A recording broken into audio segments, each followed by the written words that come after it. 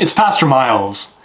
This week we'll be worshiping together with the whole New Jersey Synod, and I hope you're able to join us for that service tomorrow morning, Sunday at 10:45 a.m. But I wanted to make sure that there was still a special message for our younger members.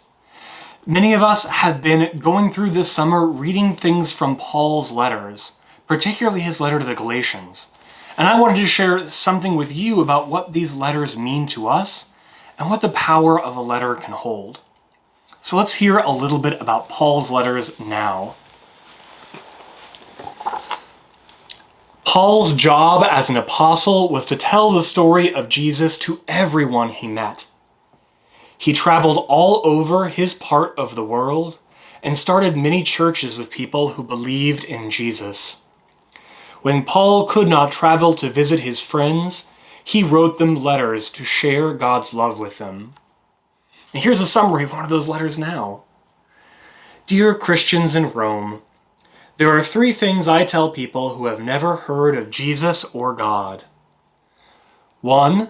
Jesus is human, like us, and God, both at the same time. Jesus came so people in the world would know how much God loves us. Believing in Jesus and knowing God's love changes your life. Everyone should know this good news. Are you telling people this good news too? The peace of God be with you, Paul. I love this summary of Paul's letters because it reminds us how much they are motivated by Paul's affection for the many different people he got to know in his life.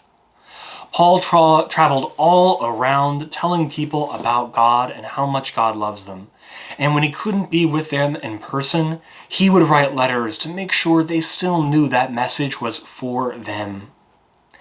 I'm sure in these past couple months, there have been a lot of people that you love and care about that you wish you could see. And there's a lot on your heart that you would love to share with them. These letters of Paul remind us not only about the importance of sharing the good news of Jesus Christ with everyone we meet, but how God keeps us connected to each other even when we can't be with one another. And that we are still called in times when we can't be together to show that love for one another and for others that we can be with, and to remind each other to stay firm in our faith and knowledge that God loves us. So take a moment to think, what's one way you could share the good news of Jesus Christ with someone in your life and remind someone that you love that your love hasn't gone anywhere simply because you might not be able to be with them right now?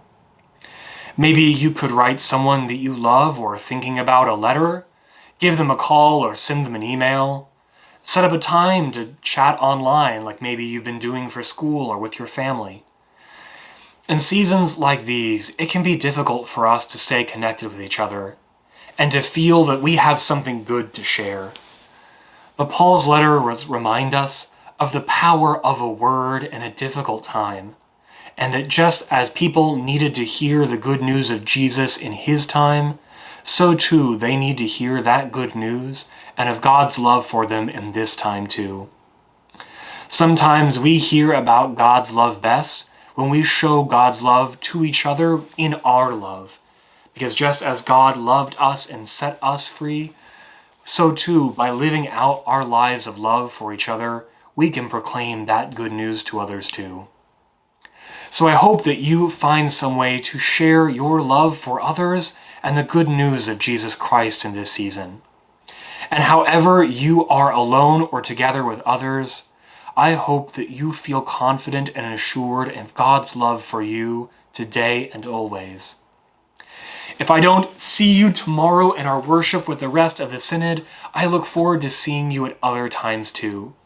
And please be reminded that starting on July 11th, that's a Saturday, a week from today, at 6:30 p.m., we'll be having some socially distanced outdoor fellowship here on the lawn of the church.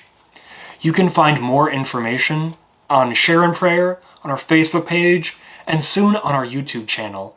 So keep an eye out there, and I hope to see you, if not in person, in the Spirit in these days to come. Take care and God bless. Bye. you.